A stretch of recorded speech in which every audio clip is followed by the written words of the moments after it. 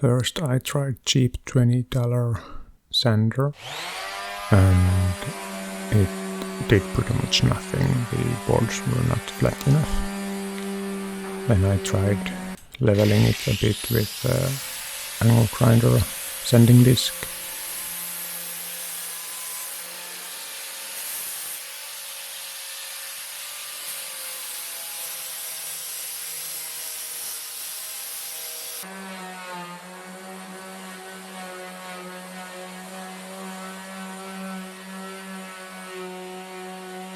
But that didn't help either.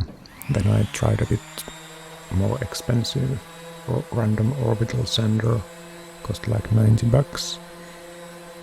But that was no good either. It took way too long.